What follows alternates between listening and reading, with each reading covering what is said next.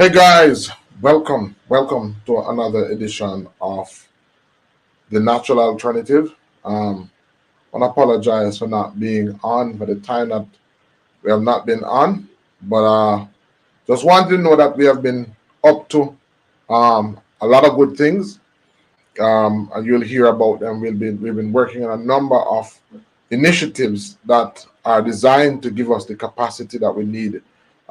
We see so many persons and we interact with so many persons, and someone's challenging for us to do what we do with the limited capacity and the reach that we have.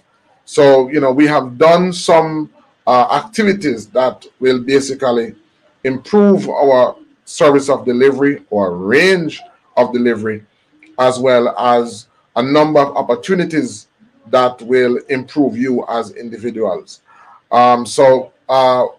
We have completed our program, our training program, which is the Boston Institute of Natural Medicine. We have finally completed our program, and we have good news. We also have a guild as well, a herbal guild as well, and you'll hear me talking more about that later on. But that was what I was busy working on, because of the many persons that we have to see. We wanted to improve our capacity, and we'll talk about that. But today I'm excited because after not being on, we wanted to have content that would be worth the wait. And so I have with me today someone who is not strange, who has been with us, who has been on the show, and we decided to bring her back because of her wealth of knowledge and wisdom, and because of also her experience. We know that a lot of persons out there do not trust Western medicine, and some persons have good reasons too. However, we have, and it's not about the person itself, but we want to help persons to get rid of some of those fears, because we know that persons have fears. We've heard some experience that persons have, but we have somebody who is here who is trained as a Western medicine practitioner, as a medical doctor, and she has, along with her medical practice, integrated practice, integrative medicine, and that is basically she's one of those persons who, based on her training and based on her experience, she has benefited from the wisdom of natural medicine. And so by choice, she has chosen to integrate what she has found to be scientifically sound, what she has found to be evidence-based. She has chosen to integrate that into her Western medicine knowledge. And so, she's definitely an asset, and that we decided to bring her back. And so I have with me Dr. Arlene McCain, Dr. Arlene Blake McCain, but she prefers Dr. Blake. We want to welcome her to the show, and we've asked her to come and just to talk to us about what her integrative medicine, her approach to integrative medicine. We have invited her to talk to us about what's so different in her approach to integrative medicine, as well as what are some of the benefits. So, Dr. McCain, are you there? I see that your camera is off. I'm here. Your camera is off. Okay. I'm here. All right. So she's here. She's just positioning herself. So, right. Good. We're just seeing bits and pieces of your head, and I know they want to see all of you. Sorry. All right. So, good. Still just seeing a bit of your head. Good. That's a good shot. All right. So Dr. Blake is with us again. And as I said, she's a medical doctor. She's trained in as a Western medicine medical doctor. And you may wonder why I'm emphasizing, but she was trained in Cuba. And we've invited her on because even though she's trained as a Western medicine practitioner, um, she also, by choice, chooses to integrate what she has found to be evidence based, scientific based wisdom in natural medicine in her practice. Dr. Blake, can you start by telling us about your journey into integrative medicine and what inspired you to pursue this path? Okay. Dr. Herlock, thank you for the introduction. Um, Interestingly, I'll begin with, what you've just said. I never ever once thought of a distinction and classification of the word Western medicine versus non-Western medicine. I've never seen it that way. I'm now learning that in present day because of how persons express themselves on the internet and through And that will help me to answer that question that you've just asked. My training is in medicine, the science of medicine and human medicine. My understanding of that is we study the human body, the physiology of the human body, the basic sciences of the human body, and then we go on into our clinical years where we have clinical experience during the training program, after which you go into a internship program, and our training was for exit. And some of us, like myself, I have experience in postgraduate medicine as well. No, for some reason, I personally cringe a bit when I hear the expression of the term Western medicine because it seems to cause a disconnect between medicine itself and what it really should be. And right now, I find myself reading to understand what it is that persons view this thing as. And I say this thing because I'm gathering with my practice, and when I have the interaction with patients, they are afraid of doctors, and I could not understand why. So, in my training, I recall one of the first things we were exposed to from the very first year was the individual. So, in most institutions, you do not have contact with the individual or the patient from your first day. And it was like that for us. And so we had the human element. And with that human element of the training, because that basic training is the foundation, the struts, the columns of that important house upon which you build as you practice the medicine itself. And so we were introduced to the psychology of the human being as well, how we operate within our environment and how we live within our environment. Looking back at that training as well, my training program included that basic training program in Cuba, that MD program included public health as well in their syllabus. So it's an introduction to it. So we had to look at the human being in his environment and how he operates in his environment, how the human being operates within his household, in his home, within his family, and what his role is in society, and how he or she sees himself from childhood all the way up. We looked at, and interestingly, at the time when I was doing it, I was rather bored in class, and I said, "Oh my gosh, why are we doing this?" But I listened intently as well. This is so long ago, over a long time, over 20, more than 25 years ago, and I knew there was some value in it. No, you'll understand why I've said that when I get to the next step. So, the mind of the person, how they see themselves in society, affects health. Now, in my case, I have a unique beginning before medicine where I did a broad, pure and applied sciences degree at the University of the West Indies, Mona. And within that degree program, you look at the animal kingdom, and human beings belong in that animal kingdom and are classified as higher class animals and functioning animals.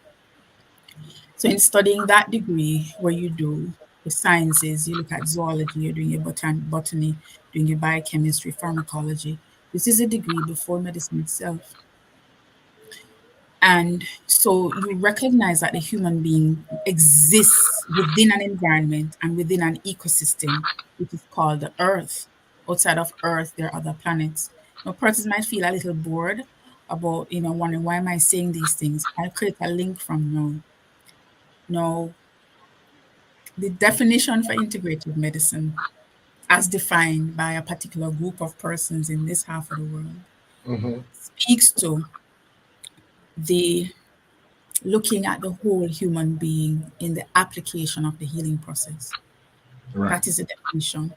Right. And the whole human being is the mind, the heart, the body, the physical body itself, and the soul.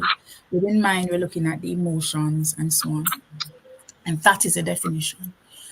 So it's quite interesting that integrative medicine, with that definition, has become so popular in present day world. Because as we became an industrialized nation, or not nation but world, the human being moved away from being in contact with nature, the plants, the trees. And so we lived in concrete houses. We have air conditioning units. The airflow is not as good. And what persons aren't recognizing, airflow is not as good. You have air pollution as well.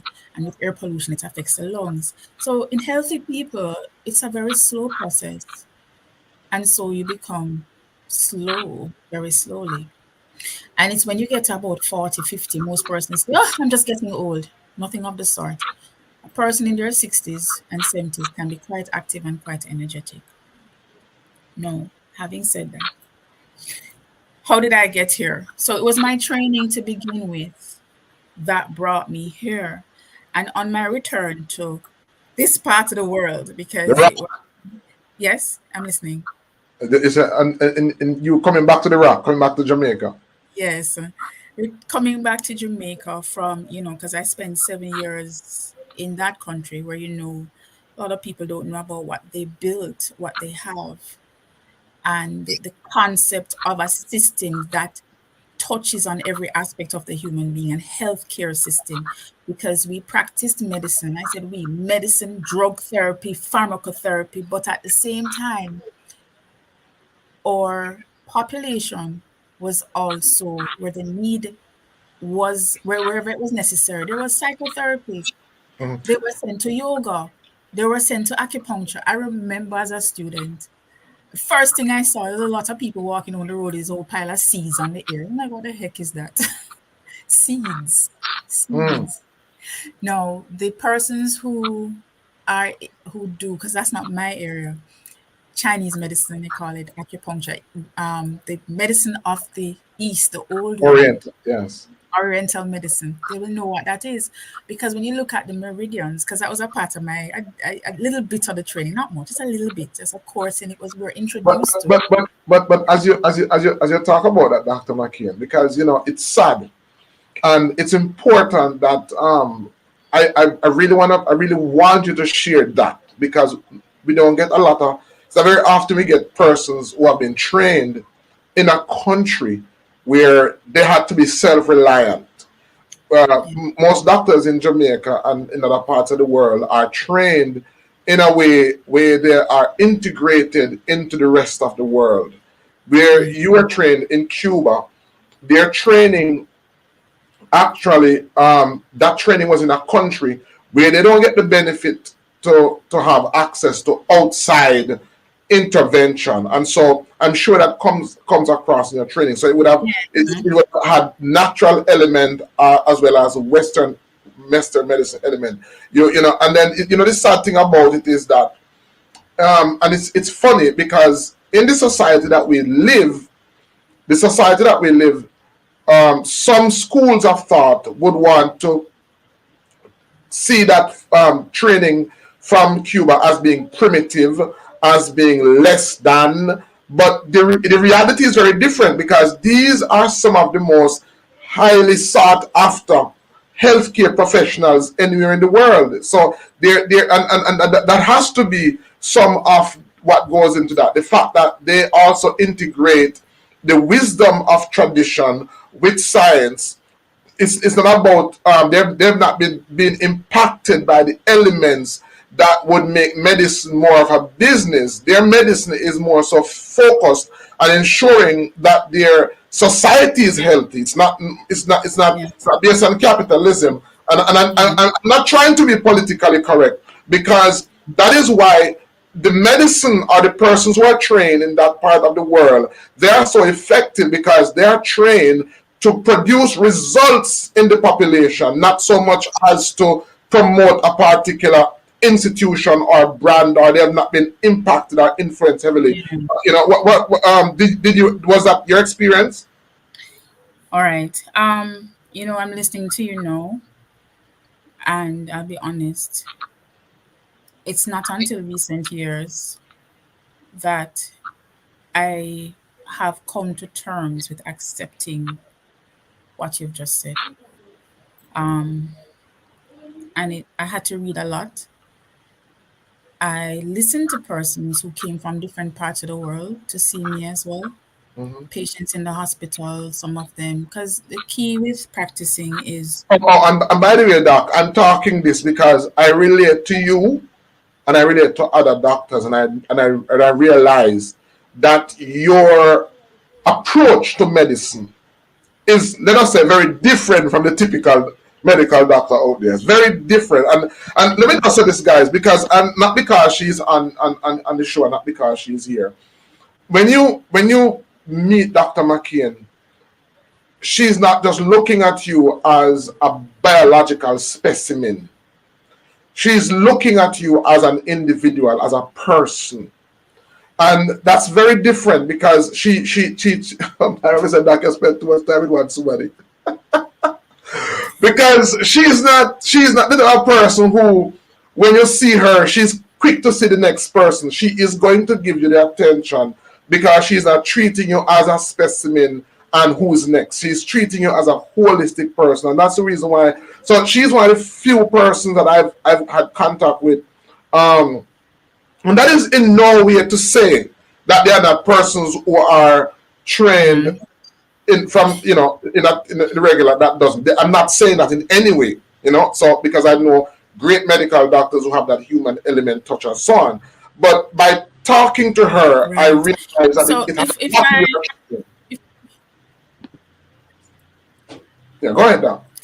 if I may state, no, I worked, in the hospital system for many years. Um, many years. I saw a lot of death. I went through pronouncing at least two or three, four people every night. Um, it was just common to do.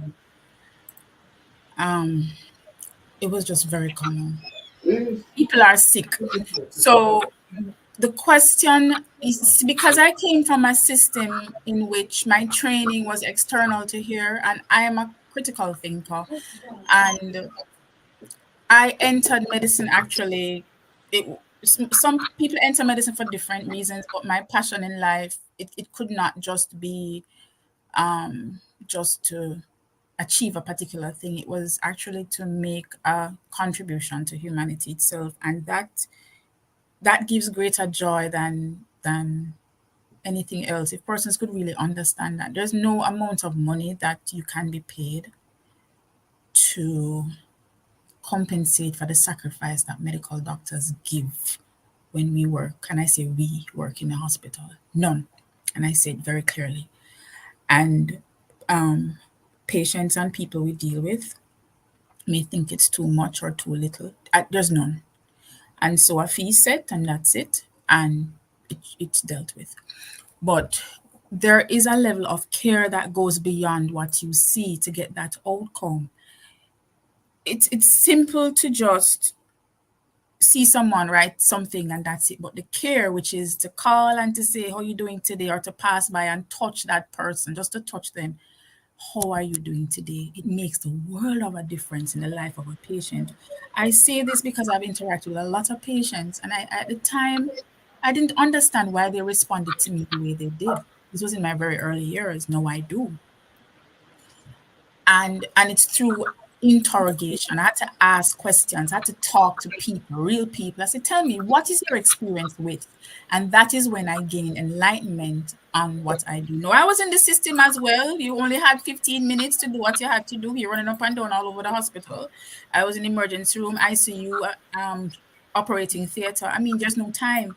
And so you're trained to do what you must do, acute care, to do what you have to do to save a life. So it is impossible to spend a lot of time with one person in that kind of setting. However, after an acute care requires you to think quickly, act quickly, and that is what medicine is about. The medicine I was trained in as well. Think quickly, act quickly, do what you have to do, save the life, and then there's another phase that comes after that. So the conversation we're having now is about that other phase, which is that healing phase, the chronic phase.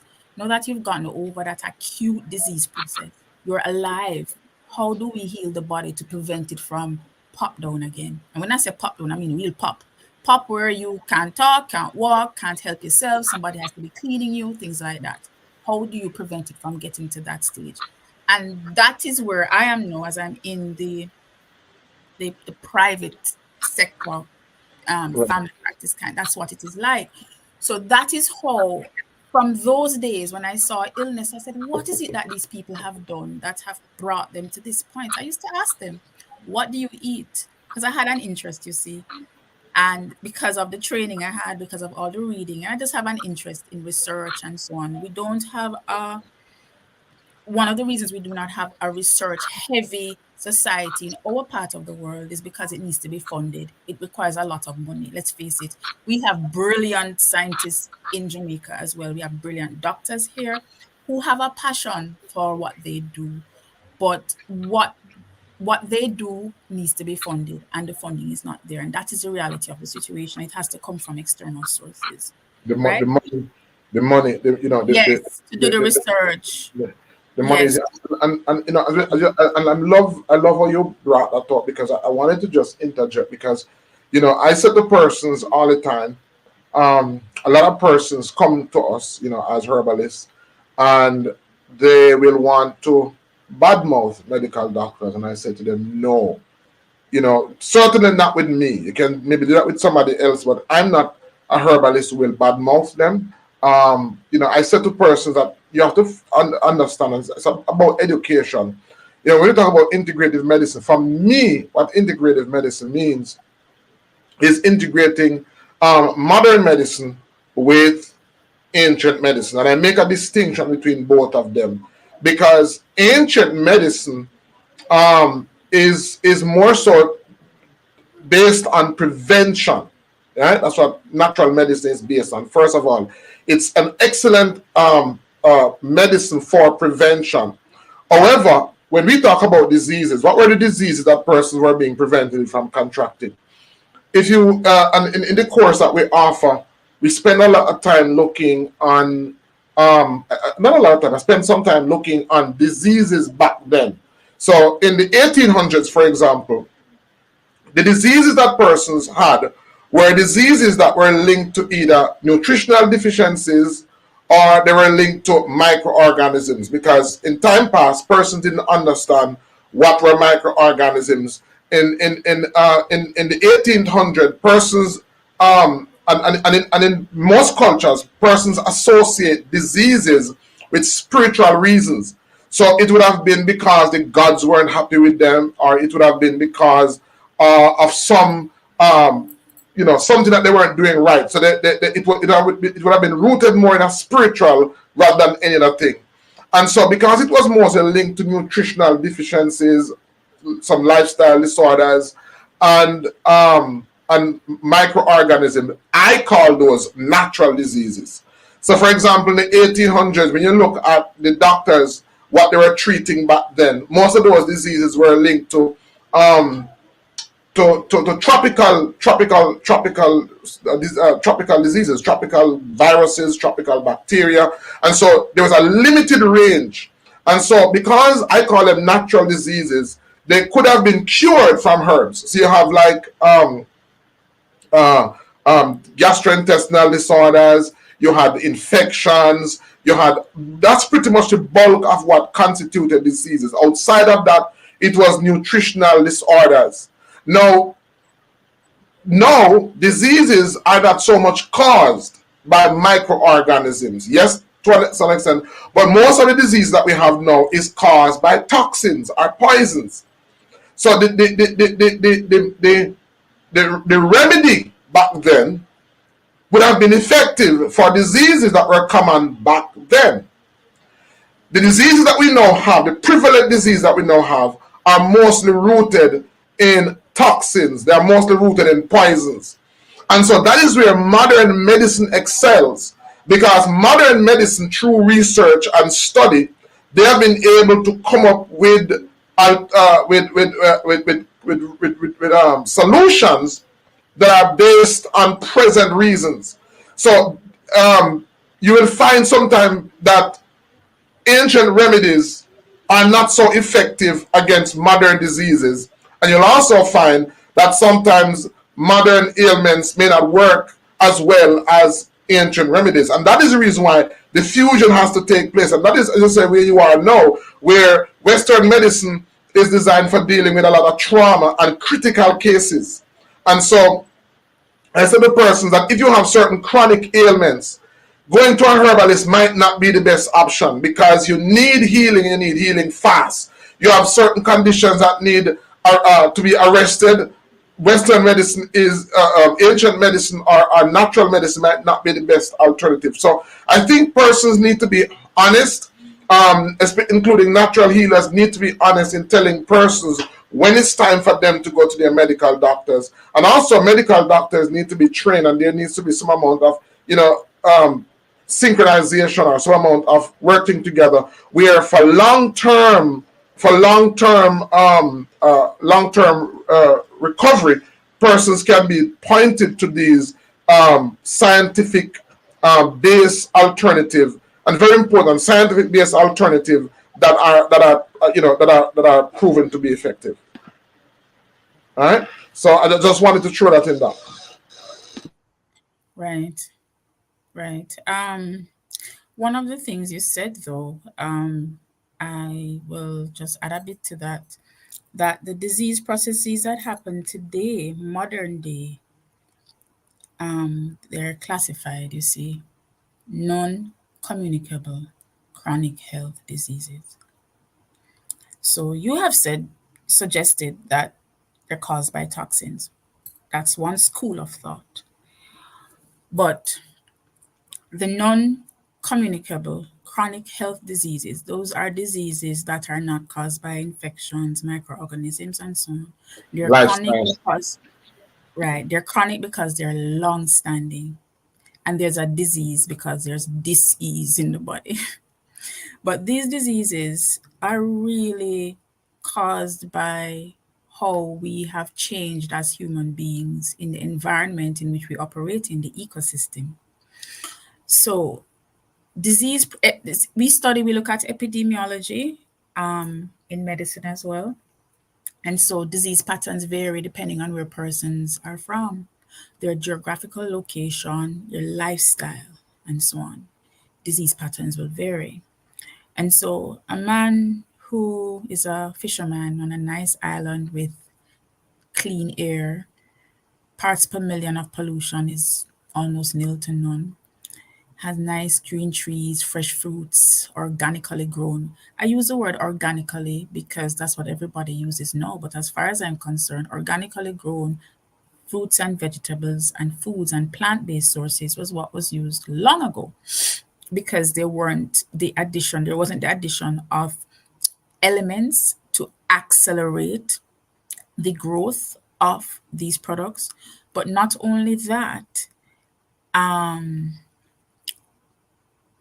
agricultural science had to modify because the world's population was increasing in number.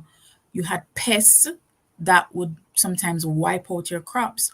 So science and technology did a wonderful thing in creating pesticides, right?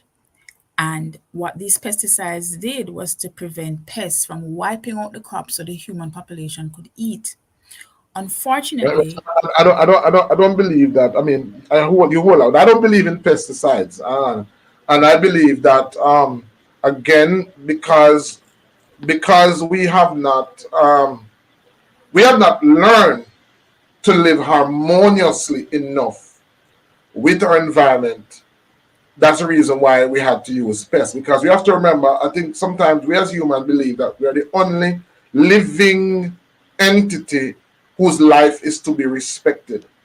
And so they are what we call natural farming practices. Again, if we consult our ancestors who lived with these so-called pests, because no new, unless genetically modified, no new pests came about. These pests have always been here. And Yes. so, because we have not learned to live with them, Yeah.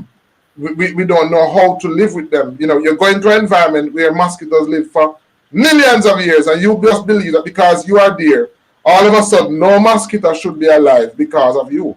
When it's about managing the space that you are occupying. Why not, instead of killing off the mosquitoes, you come up with natural ways of managing the space that you are occupying for that period of time? Because there are plants that act as natural repellents. So you can safely use this space and you don't have to get rid of mosquito because they were here before us and they should be respected to be here. This is that's my belief. A lot of what we call pests is really because, again, we have not consulted with the ancient wisdom to see how they were able to live and harmoniously live together. And so sometimes we believe that, oh, the mosquito is not important. Let's get rid of the mosquito. We disturb the ecosystem, and we now start to learn that without mosquitoes, we have something worse affecting us than if we had mosquitoes, because we have disturbed an ecosystem and a chain of life that is far bigger than what we could ever imagine. That's just my belief. It's interesting what you've said, but mosquito is a pest because they carry diseases for us: malaria, dengue, yellow fever, you name it. It kills the human being. But But that's but but that's the only negative. but I agree with you that there are natural remedies. Citronella is one of them, and there are others that can be used to repel mosquitoes. That is true, and there are public health measures that we use to reduce mosquito breeding sites as well. And there are certain activities that the human being can carry out as well to reduce the time exposed to these vectors that carry diseases, by the way. Yeah, And you know what wearing I long sleeve and going indoors you, before dusk and don't you come out. know you know what I Dr. McKeon, I imagine if we had another life, if we had another living entity on the planet more destructive than man, because mosquitoes, none of what we classify as being pests is a bigger pest than human beings. No other animal, no other insect has contributed to global warming. No other animal, no other human being, no other life form has made such a significantly negative impact on the world than human beings. So if we were to turn the coin around, and if there was another life form that is more advanced than us, and there was a quote unquote pest to be rid of the earth, I don't think no other life form would qualify as being a more harmful pest to the world than human beings. So it's funny how we are trained to think, and that's very typical of Western thinking. We are trained to think and believe that nothing else is important than human beings, and so because of that, we harm everything else, including the planet, because decisions are based primarily on how much will we benefit, how much will we gain in comparison to anything else. It's only recently, now that we have developments and considering other life forms, and this is only because of global warming, and this is also only because in the bigger picture they realize that it is going to affect human beings. Whereas in with Western, it's sad. Yes, what you're saying, and you notice we've gone out of medicine proper, but into the environment, and that's where I Yes, began to talk about the ecosystem in which we live. And yes. persons might be listening and thinking, why are they talking about this? But you're right. And, funnily, there are persons who do not believe that climate change is real. The place is so Mhm. destruction of trees, it's a big thing. Big example. We are constructing a lot of we're constructing a lot. We're destroying the environment, removing the trees, putting up houses that we may not necessarily need, because one man needs to have 10 houses, even though there are just two people in his family, but he needs 10 houses so he can make a lot of money. So We remove the trees that have roots that hold the soil together. And then when the rain falls and the place floods, the rain comes down and the floods came up, right? And floods the place. We complain because now your BMW and your Porsche is flowing Mm-hmm. water. And you're not understanding why this is happening to you. And then guess what? They construct these buildings in low-lying areas as well, where the flooding is going to happen. And I'll add more. Then the flooding happens because the sewer system is not so good. And then they end up with diseases again, which are infectious diseases, leptospirosis. I could go on forever. So what I'm trying to say is we need to reassess how we live in our environment and what we do and what we take in into our bodies and how we actually live in the environment. And for me, an understanding of that, I grew up in the rural setting on the north coast of Jamaica, overlooking the sea. Mm-hmm. And because of that upbringing as well, I I look back now and I said, hey, I was rich because I Mm-hmm. had fresh air. Yes. I recall my dad used to say, "Do you know you have to pay for this?" I was like, "Oh, no big deal at the time." But it's not until now when I look at real estate in places like the United States, United Kingdom, and other parts of the world. If you want fresh air or to be in front of a lake, you pay through your nose for that. So forget that. You got to go live somewhere else. Low Right. lying has polluted soil. That soil, some factory was there maybe 30 years ago. There's lead in the soil. There are other heavy metals in the soil. And then these people have to live in these spaces and they end up with cancers. There are many cases of this, and it's written in the annals of public health in the United States. That's just one example. So I'm giving you fact there, not making it up, not Mm. conspiracy theory. And that is something we need to look at. How we take care of our environment will affect how we take care of ourselves as well. Mosquitoes for me, though, are still pests. We gotta get rid of them. And on that note, because we have so much to cover, because in your experience, what are the what else? And you have alluded to it already, but just for the benefit of those who are listening, in your experience, what are some of the most common conditions or issues that benefit from what is called a quote unquote integrative approach? What are the common? I know you started. Just want to Yes, focus on that. common conditions. So you need names.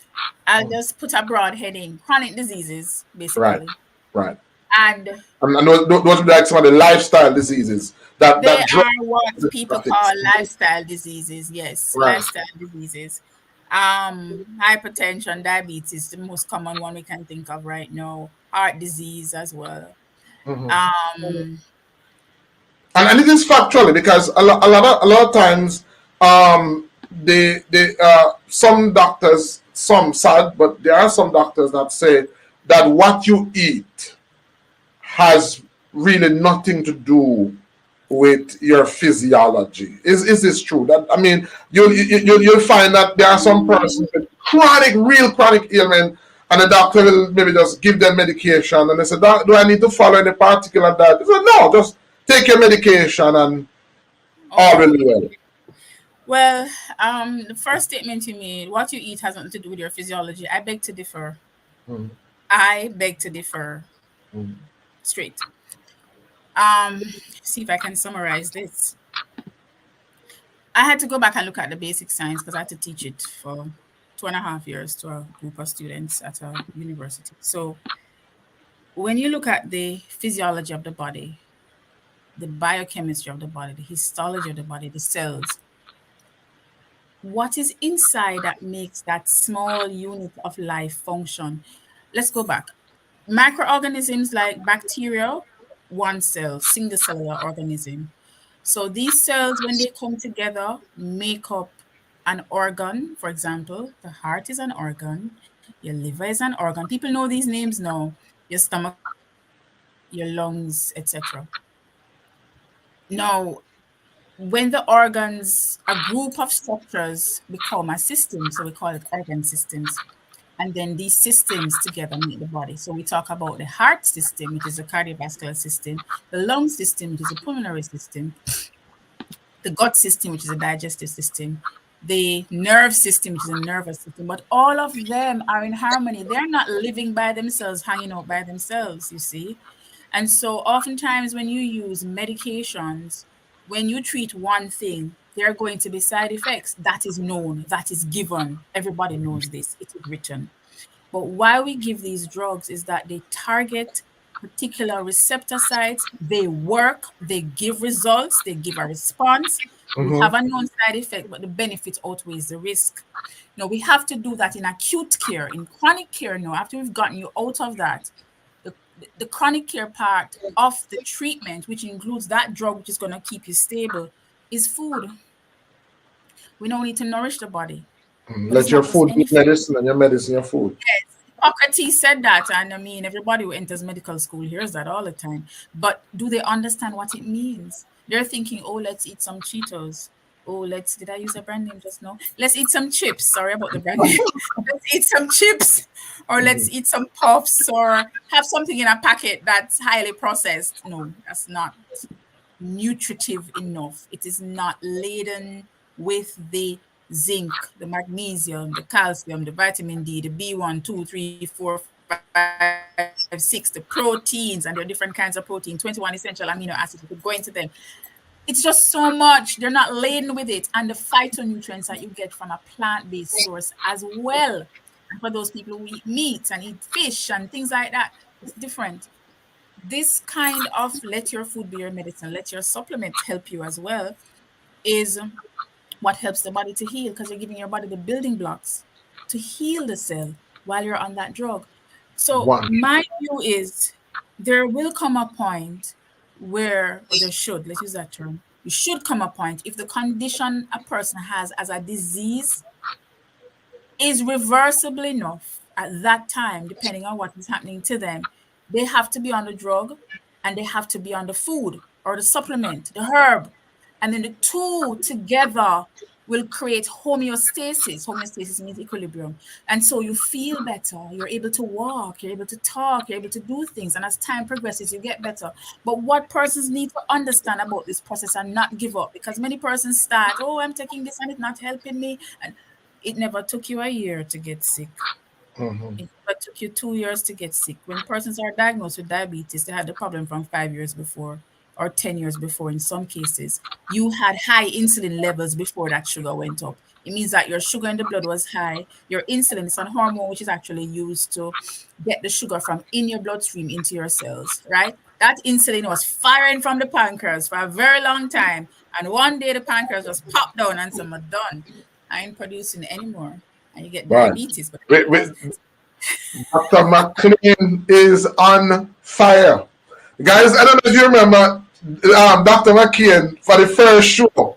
Shy Dr. McKeon is on fire now. You are watching the natural alternative, and we're talking with Dr. Arlene Blaine McCain. She's talking to us about integrative medicine.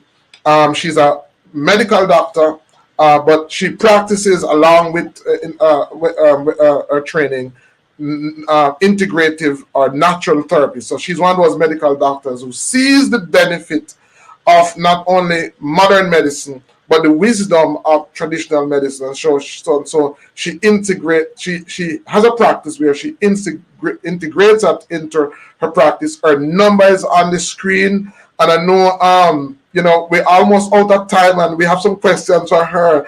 That is almost the time is almost up, but there's a my how we can be having fun and time flies. But very quickly, Dr. McCain, you are right on the next question that we have, which is how important is patient education and empowerment in your practice? How you guide patients to taking ownership of their health? Because that's what it's about. Again, that's one of the very different difference in natural medicine, where the approach is really to train persons through education to take control of their health. How important is that, and how do you go about doing that?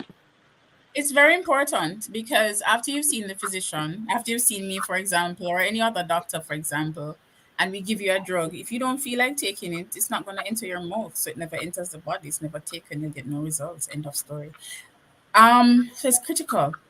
And how did I end up here? When I got back home, I wrote, while I worked in the hospital, I saw a page. I said, why is your pressure so high? Lord, I said, you take the drug? They don't really take it.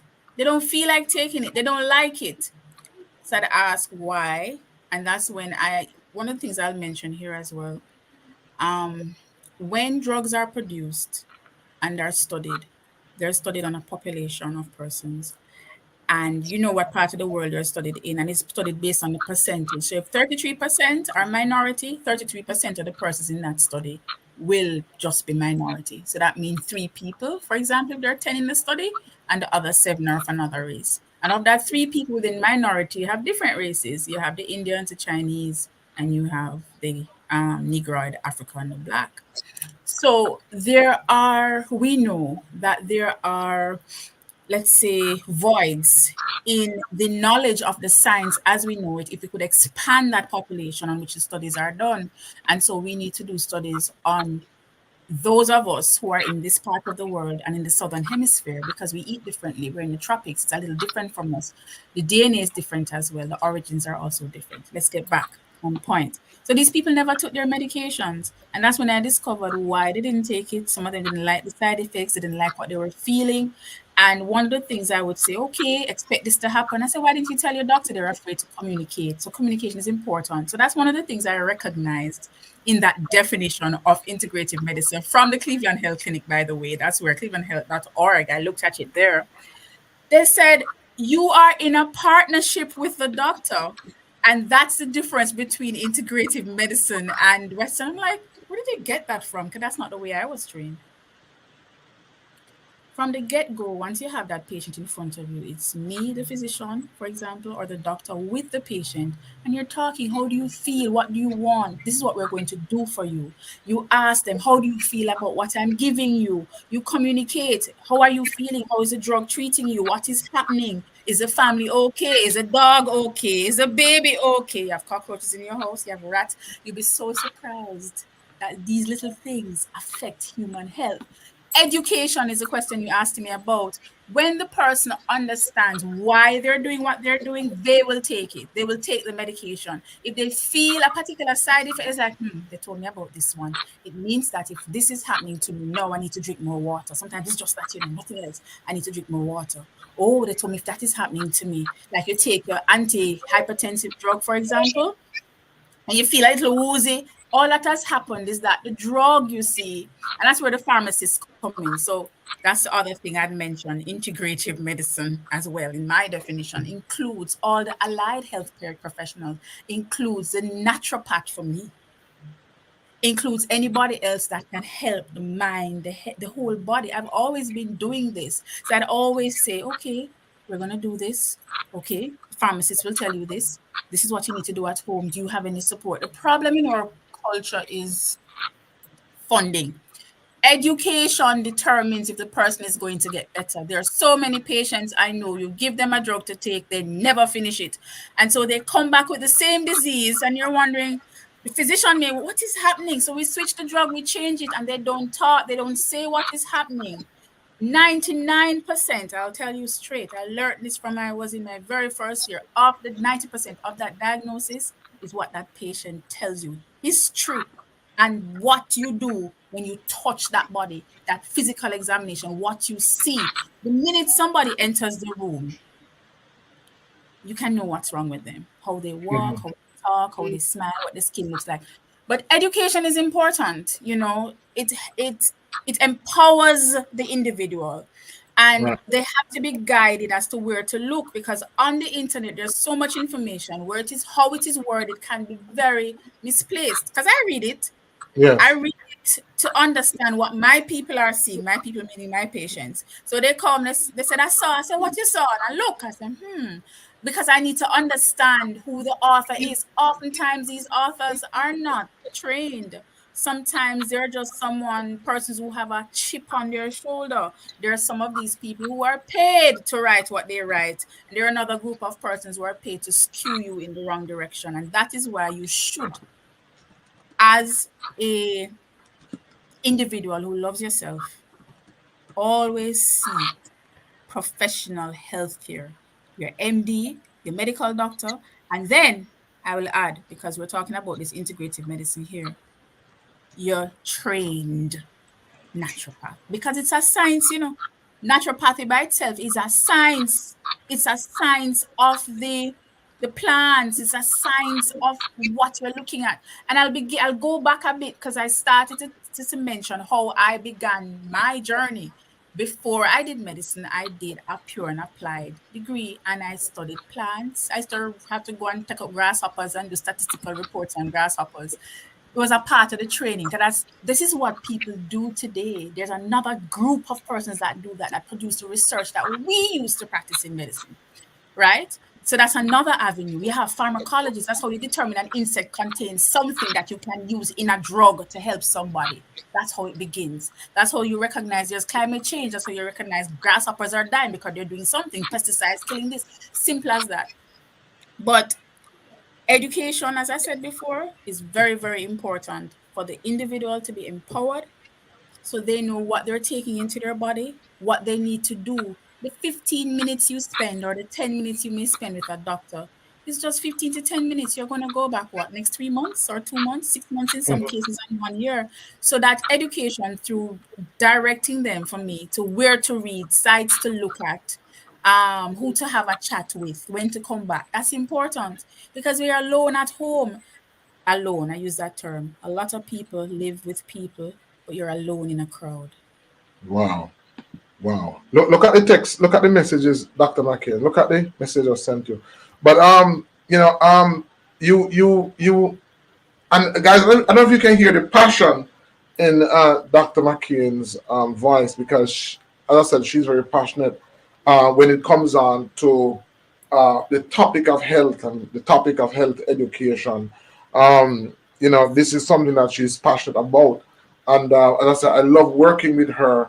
Um, you know, people, a lot of people benefit from that wisdom. I know you have to go, but I just wanted you to, can you talk a lot about the use of drugs? And person might be wondering, can you talk a little bit about the role of herbs, if any, or natural remedies in your practice? How do you ensure that uh, they're used safely and effectively, whether herbs or Okay, natural supplements? right. So broad term, you have herbs, then you have supplements, which come from the nutraceutical industry. Yes. I am not a herbalist. I'm not trained in herbs like you are. That's not my training. But I have an understanding of the power of it. And they'll say to you that there's always something new to learn. So what I do is I use the uh, combination of products that comes presented in a powdered form or a capsule or something like that, that persons would take in, that would help with the healing process. That's what I use. So I these are natural supplements, by the way. natural, yeah. Oh, this food. It's food in a capsule. Why I call it food? What happens? You see, if you let's use this example. Persons have the turmeric root, but most people go to the shop and buy the powder. In order to make the powder, they had to dry the root. That's a process now. They had to dry the root on the proper wash the root, dry the root, either grate it, pound it, and then package it for you. In some cases, when it is packaged, they have to put preservatives with it, depending on where you get it from, so that it can have a longer shelf life. We'll talk about another time. So, with supplements that I call food, what they've done, they've extracted from the plant a concentrate of the active ingredient within the plant that is safe, placed it in combination with other plants or herbs, if you want to use that term, and then they put it in a capsule. They will not say to you it's going to cure anything. I'll never tell that to you, but it will help your body to heal. That's how I use it. How do I monitor? That's where we come in, MDs as well come in. Once you are taking something, there are changes that happen in the body. So physically, we look at you, and biochemically as well. And one of the key places we look at is the liver and the kidneys. The liver and the kidneys, because the liver is the organ that metabolizes and detoxes the body. So you talk about liver flush. That's a common term that Mhm. naturopaths use. Liver flush. There's a reason for it, you know. And then you have the kidneys. I don't know if you have kidney flush too, but you need to flush those over by drinking a lot of water and fluids. And there's a lot more to it than that. But the liver and the kidneys can be impacted by certain herbs that you take. And so one has to know what to take, when to take what, and how much of what. And so for me to monitor that, I use biochemical testing. But with the supplements that I choose the ones I'm familiar with. And for those that I recognize a person needs help in a particular area, I'll say, you know what? This is what we're doing for you now. You need additional help. I'm going to go and have a chat with a naturopath. And then there has to be, I call it a multidisciplinary approach to care. So, in the definition of the multidisciplinary approach to care, let's use this example first. We have the family physician, and the person has a heart condition. You notice something, we see the entire body. We say, okay, you need to run across to the cardiologist. The cardiologist picks up on certain things, adds things, the family physician says, okay, you're doing well. We're like that roadmap, that crossroads, and we look at what is happening with you. We said, hey, something else is going on with your body. Because the cardiologist is going to look at the heart, nothing else. Oh, but you have a toe problem, orthopedic, you have germs, so and so. We're going to move on to that kind of thing. But I have now added to that multidisciplinary approach in my practice because I find that it's no critical naturopathy, where I would then say to the naturopath who I know who is trained in that science and understands his limitations and where to stop, what to do, and how to be safe. And I say, hey, go and have a chat with. I have a chat. I say, okay, that's fine. And then that naturopath will then add whatever needs to be added, which is safe, something that is safe. The problem is many times persons are fearful. When you come back, when you come into the main issue with herbs, I'll just say this. Apart from liver, kidney, when you're gonna have a surgery, there are certain things you can't predict, so you need to stop certain things before the surgery. Because bleeding is a risk and other things might be a risk. That's the main thing with herbs. And it's a conversation that you have to have. And I say this clearly here. A So lot that of doctors don't know that a lot of our patients are on herbs. You so, have so, to ask so do you have the conversations, because we find that, and a lot of persons who are watching, and we may have to close off on this, but do you find a lot of clients that a lot of your patients take herbs and don't tell their doctor? And of I want to see course. this, and how safe is this a good health practice? Is this good for clients to be taking herbs or any other supplement for that matter and not be telling their doctors what they're doing? Is that safe? I don't think it's safe, you know. And that is that is why I said I need to take a look at this because a lot of people on these herbs. I've been practicing how many years now? Almost 20. And a lot of people are on these herbs, you know. I mean, a lot of people. And so I said, what you taking? And I said, okay. I said, what is this for? And they tell me. And so for over the years, I've been keeping a record. I've been reading. I said, And how do I say this? When we have evidence-based medicine, it's because we get the information anecdotally from and we start to document. The only thing I have not done is to Yeah. document, to write a book, you know. That's it, you know. Wow. I think I'll do it, but that's the only thing I haven't done. It's a lot of work and I'll need help to document what I'm seeing, to actually write about what I'm seeing. It's a lot of work. You need an entire team and funding. That's a lot. But it's happening. People are taking the herbs, and because of that, they're not coming back for cure. They're not coming back for follow-up when you can have an integrative method and they can get better. It's sad, honestly. It's So very sad to and me. that's where we're gonna close it off, guys. We're gonna stop on that high point, and we're gonna invite Dr. McKay to come back. When we come back, we're gonna pick it up from there. We're gonna talk about the benefits of natural medicine and modern medicine. She talks about the evidence-based approach to medicine, because we do see clients and they tell you what they're using and how it's working. Then it's that can be of benefit to other persons. And of course, the argument is research and funding, so that proper science can be put into guidance like this. I also want to talk about medical doctors, more medical doctors like Dr. Arlene Blake McCain, who wants to get involved in natural medicine, or work with person, or work with a team. So we want to talk about that in our next episode, guys. Thank you for watching. Thank you again, Dr. McCain, for being on. And until next time, please reach out to Dr. McCain if you need to book her, if you need anything from us. We have our website back up. It's icmwellnessmarketplace.net. Dr. McCain's number is there. Please reach out to her and let her know if you'd like to take advantage of her service. Until next time, until next week, thank you for watching and see you. Bye-bye. Right. WhatsApp works too. Okay. Bye.